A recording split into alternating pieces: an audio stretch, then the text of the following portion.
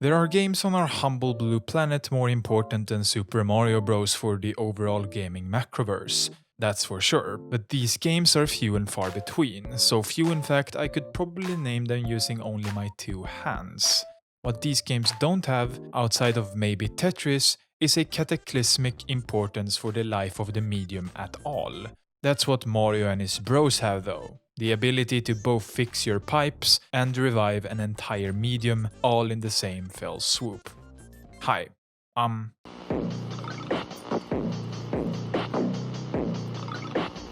but you can just simply call me Amazon. And today we go back to well before I was born, the year Super Mario Bros., the first good 2D platformer, was released. So, why Super Mario Bros? Well, it's obvious, isn't it?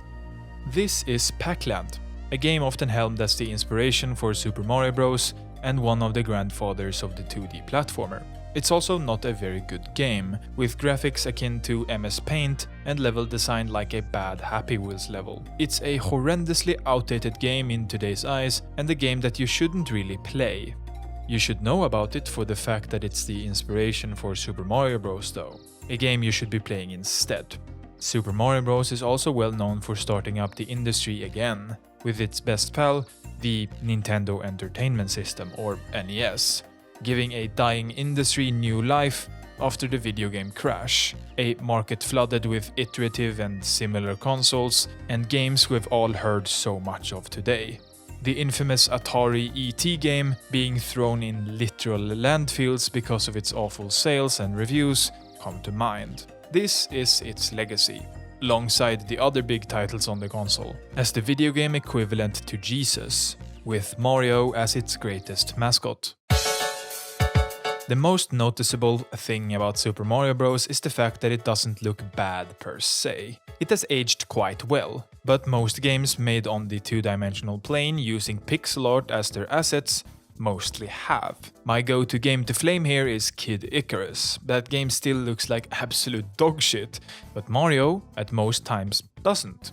It does look very simple, however, like almost all games on the NES, made for smaller and less accurate TVs, like CRTs, so I can't really critique it all that much. I won't say it looks good either though, it's made for the NES. I mean, it only takes up a couple of kilobytes in my ROM folder. Making something look like this couldn't have been easy with those restrictions, but I have to commend them for making this work, because it does work. I played this game on both my CRT and 65-inch TV with original hardware, and using save states on the PC, where all of my footage was captured. I prefer the PC this time around, with a faster and more responsive screen, great emulation, and more frames to spare than IKEA.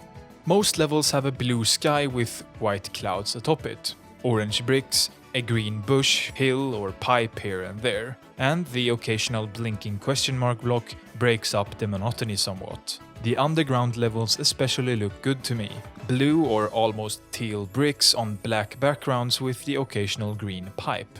Mario himself is a bit of a hit or miss for me. I love his look before picking up a power-up. The one brick tall little Mario feels appropriately detailed, while the bigger counterpart looks and feels a bit too detailed for me, with animations that feel somewhat slower and looks that are even more noticeably green.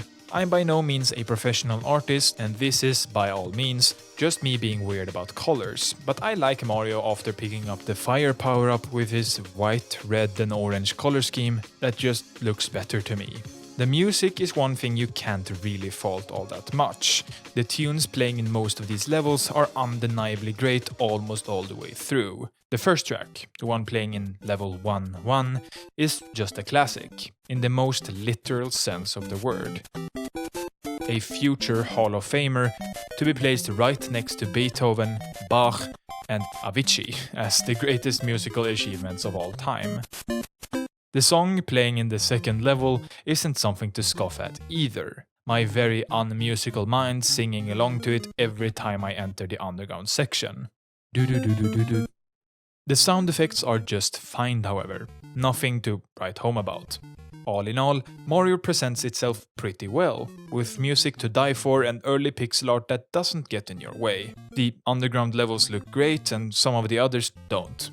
It's a bit of a mixed bag there. The best way I can describe the movement in Super Mario Bros. Is that when you've picked up a power-up, you feel like a tank on ice. And when you're the little Mario, you feel like you're piloting a wheelbarrow on ice. It takes a bit of effort to start up the whole affair, but once you're going, you're also kind of hard to stop, sliding around. The run button to me feels inconsistent, especially with a power-up equipped, delaying the run until after the ability has been used. The run overall to me, someone that doesn't professionally speedrun this game or has beaten it 100 times in their childhood, feels bad, with a startup time that at first feels okay. Running from a standing position too fast would feel unrealistic. But then, there are Goombas here and we're a plumber, so let's shelve the realism for just a bit.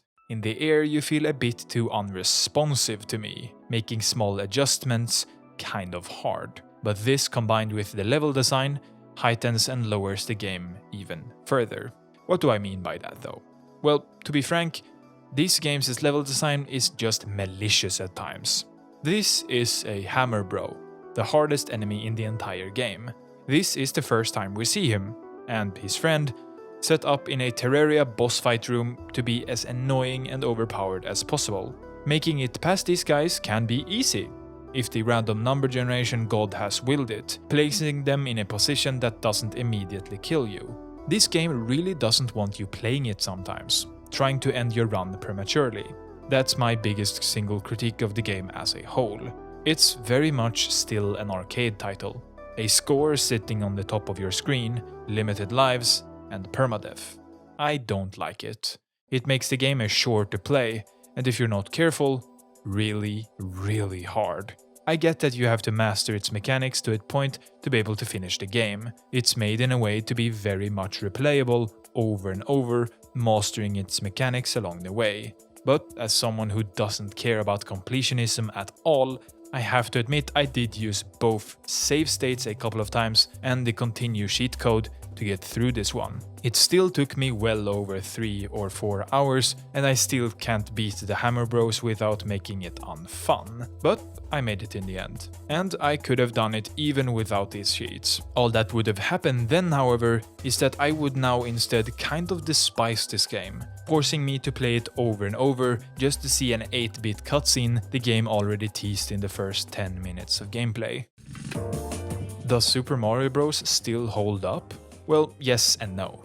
I have many grievances with the game that stems from the fact that it's developed like an arcade game. It's very much a game of its time, and I can't say for certain that everything about this very specific time was great.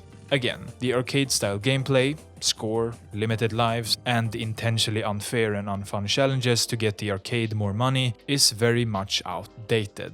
There's a reason I had like 20 times the lives in Super Mario 3D World when I played that. It's essentially not even a problem at that point, and I had a lot more fun playing that game, not having to restart the entire game 50 times to make it to the end. This is a very, very outdated way of doing things, and a very, very unfun way of doing it too. I don't like the movement all that much. I have to admit I haven't played a lot of 2D platformers yet, and that's why we're here after all. But comparing it to others I have played, I can't say that this is one I really enjoyed all that much. I had fun, don't get me wrong, but that almost always dissipated after a single restart. There are ways to make this game better in that regard. A cheat to continue on the same world you died on is essentially, well, essential. And beating the game without this would be a nightmare to me. But also, making a save state every so often is something I have to admit I did, and to me, this was a pretty fun way of playing the game. I had a lot more fun this way, being able to actually move pretty fast and a bit recklessly through these levels. Completing a level without this felt less like an achievement and more like a point proven. Playing Super Mario Bros. Doesn't mean you should actually complete it. You get the whole experience, and it kind of only gets worse after dying 3 times and losing all your lives.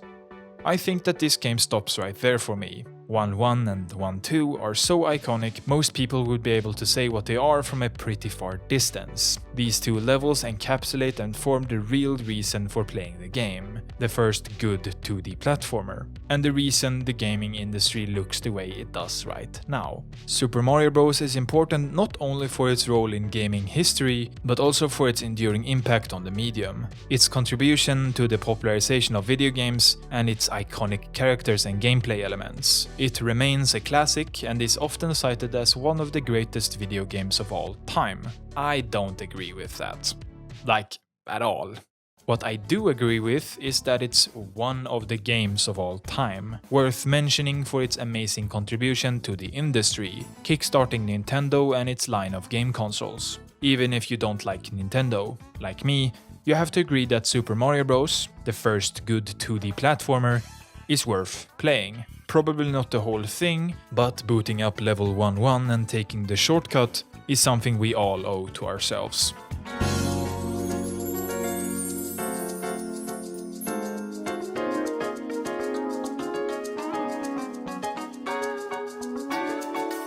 Thanks for watching. The next big video is about Wii Sports, Wii Sports Resort, and Switch Sports, comparing and contrasting them against each other. I aim to keep that video a bit shorter, being maybe 1.5 hours long, or around that. There's lots to talk about there. I could probably make a 3-hour video about it if I wanted, but I don't think any of us wants that. Again, thanks for watching. And thank you, fellow Patreon, on my Patreon page for subscribing. It means a lot.